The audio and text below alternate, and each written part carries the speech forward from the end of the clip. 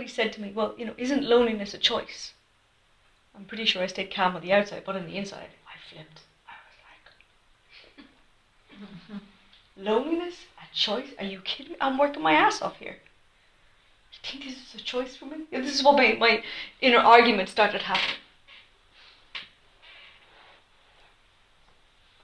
And I thought about it afterwards. I was like, okay, Emer, what if it is a choice? Could we look at that? I started to really think about it. Because if loneliness was a choice, then I had the option to not be lonely. So I really wanted to find that space. I found how, okay, this can work in my favor. If you actually go with this being true, you can work this in your favor, because if loneliness is a choice, non-loneliness is also a choice. So that's where it brought me to. That statement from somebody brought me to that space of, Emer, you need to give up on this idea that there's some other person going to fulfill your needs. Or things, or whatever. You need to really give up on that idea. Because I was always living in that space of lack. I was always worried about money. I was always worried about not meeting somebody. I was always worried about my house. I was always worried about my car breaking down. You name it. Yeah. And it was all coming from the same energy. And the overwhelming feeling of it was always this loneliness of feeling. And sometimes it was a bit like poor me. Right. I definitely used it as a shield. Yeah. And it had a double edge to it. So it was like, I'm lonely, I really want to meet somebody. But I couldn't let anybody close. Yeah, because like what you're saying. This need that was not fulfilled. Somewhere in me had felt a letdown or a betrayal in some way. And this doesn't necessarily mean dating, it was childhood stuff. And so it was really hard to trust, actually. It was really hard to trust connection. It was really hard to trust not being hurt, or be able to trust, well, if I get hurt, I can handle it. That took a lot longer to get to. Even if this doesn't work, even if this person lets me down, that's okay. So I had to practice letting myself get betrayed. I had to practice letting the hurt, letting the disappointment, and realizing, actually, you can handle this. It might take a while. And it does take a while. Once I let go of the idea that I could fix it overnight, or that I shouldn't feel that way, then I found my way to it. But key to it was that aloneness. So to whatever extent being with me becomes comfortable, that's how comfortable it will feel truly giving to somebody else. Like truly giving. We can recognize to whatever extent we're really loving somebody, and how much we're kind of holding back. You know how we play that game. It's like, oh, are they into me, or am I into them, or whatever. And we're trying to find out, you're on dates, and you're trying to suss this out. Even long-term relationships, you're really trying to see how far in are they, and how far in do I go. Yeah. We're always trying to take a read of that, so that we stay something safe. So once we recognize, what we're really talking about is that in our aloneness, we begin to grow our capacity to handle the painful stuff, the fearful stuff. And then so no matter what happens in life, we have this feeling of, it's okay, I can handle this. It might take a while, but I know I'll find my way. We start building that trust, that inner trust, that it's okay, I can handle this. I'm learning how I handle that. And so, okay, I can treat this in a similar way. How we give ourselves that space of aloneness. And that's not necessarily an amount of time. It feels more like a space that we develop in ourselves. That could take a day, a week, a month, 5 years, whatever it is.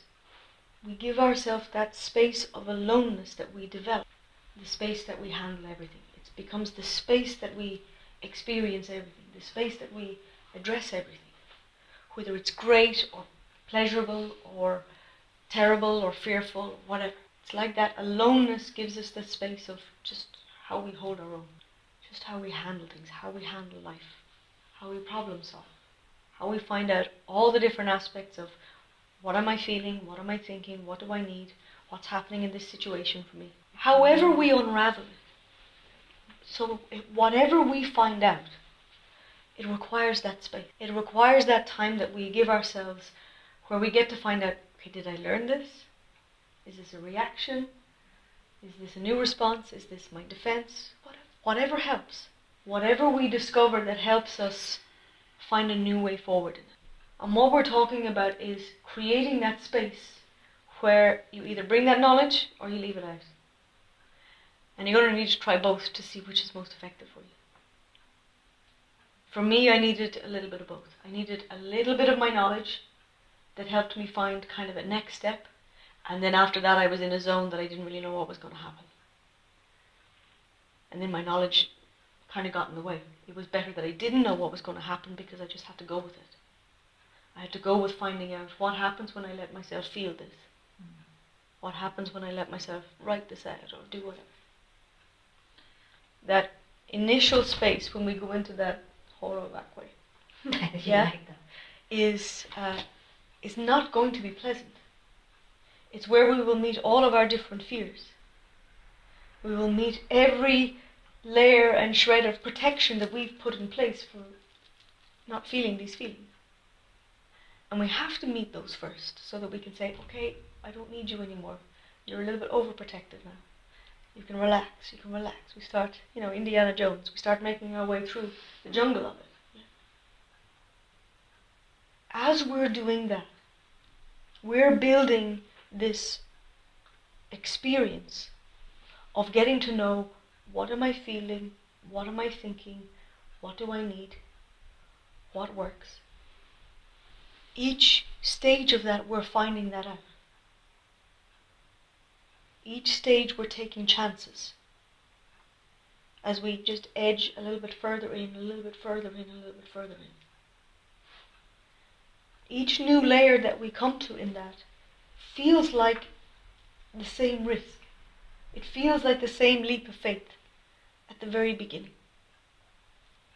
It feels that same muddled, not clear, I don't know what I'm feeling, I don't know why I'm feeling this, I don't know what's going on. It will always feel like this. But then when we spend the time with it, it has a chance to just clear a little bit. So once we accept that that's how it emerges from our inner world, when we allow the aloneness, then it becomes just a little bit easier to sit with. If our mind steps in and says, it should be easier than this. I mean, you should know this by now. I mean, how old are you? Or whatever. Our mind can be critical like that. Our mind can talk us out of it. So our first step can sometimes be how we address that. How we address the mind that's trying to distract us or pull us away or talk us out of it.